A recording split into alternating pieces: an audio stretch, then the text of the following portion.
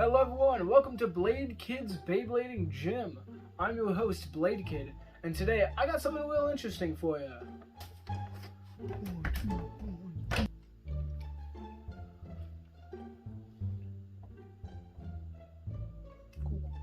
Today I come to you ready to show off a new tech I developed. It's pretty spicy, so this is kind of a tutorial and explanation on how it works, stuff, use cases, all that jazz. So without further ado, let's get into the launching demonstration. This is the wave launch. Alright guys, so I'm going to be demonstrating the wave launch right now. The Beyblade I'm going to be using is Heaven Pegasus Blitz Bearing Dash. It pretty much has 3 steps to it. You want to start a decent bit back from the stadium. You want to have your launcher kind of angled down like this. I guess you could have it flat, but angling it down gives a more drastic effect. You want to move your launcher forward and kind of flip it up as you do. And then when you get around here, you want to have it be kind of like this, and you want to flip up and launch the Beyblade. So the goal is to get around on this quarter of the stadium. So kind of like this.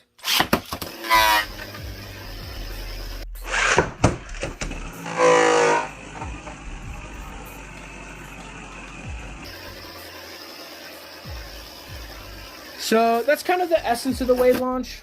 Now its uses defensively are getting behind your opponent's really nice because they're probably going to have a little bit of attack startup, and that way you can kind of get them before they can zoom forward with that much momentum. Because if you're here and they're zooming forward like that, there's a lot more momentum than if you're right here and they're zooming forward. You're not going to get hit, plus there's more distance between the pockets.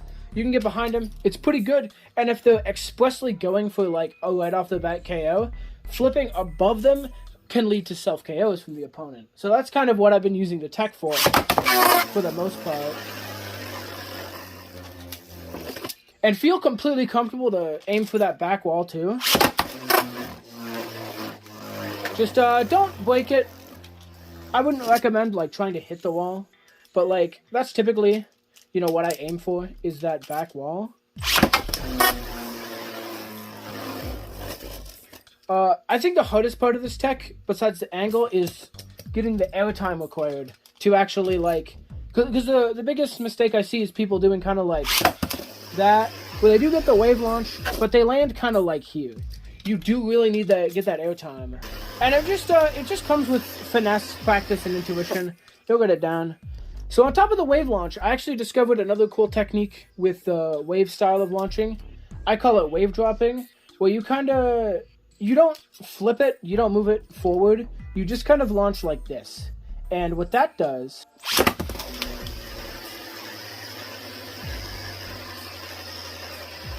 that gives you a very solid pendulum straight off the bat. Plus, with some drivers, it'll actually kind of move you forward a little bit. Because it hits the slope of the stadium and, you know, kind of slides back. So... The thing with that is it's just a really easy way to get a pendulum launch with bearing type tips. Now, as you can kind of see there, when you're just using a normal tip, it's just kind of like a reverse angled launch. Not too useful. But what really matters with this tech is when you use it with an attack type. So obviously, you can normal wave launch on attack type. The only problem is it does lead to self KOs, like, consistently, if you do it wrong. Not only that, but like, it's not really any better than just a normal flower pattern, I guess. I guess you're getting behind your opponent, but it's not really going to help you too much. But the real interesting stuff happens when you wave drop it.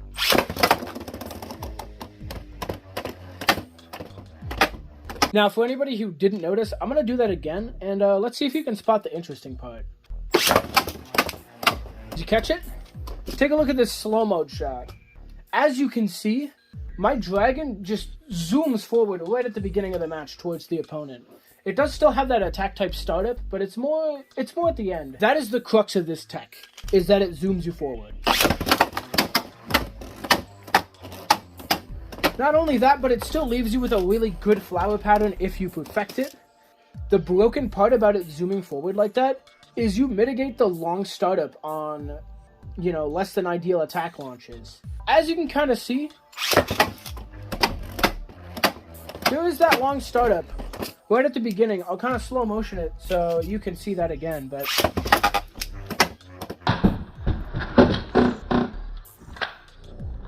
bit of startup even on like good flower patterns.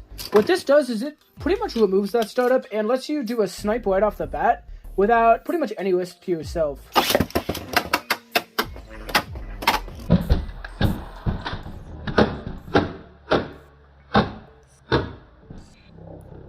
It allows you to zoom forward at your opponent without having to mess with really complex sliding shoots and different weird stuff.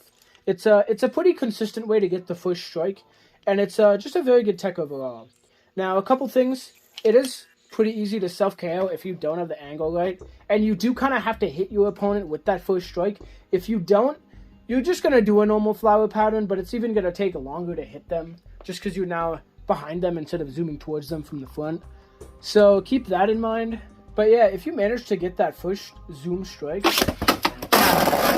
it is very powerful. Now there's two ways to kind of like where you want to aim as far as launch goes. You can either aim, for this pocket area, or you can kind of aim for this wall area.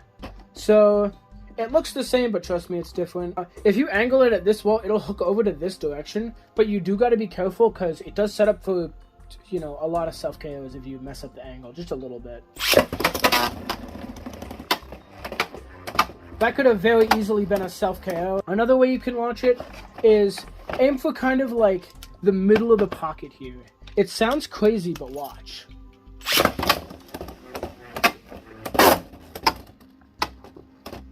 It's gonna hook it over about one Beyblade to the side. So as you can see, by aiming it right here, it hooked itself right to this wall and stopped its momentum without self-KOing. Now, a burning question you guys might have. This is interesting and all, but can you use it for metal fight?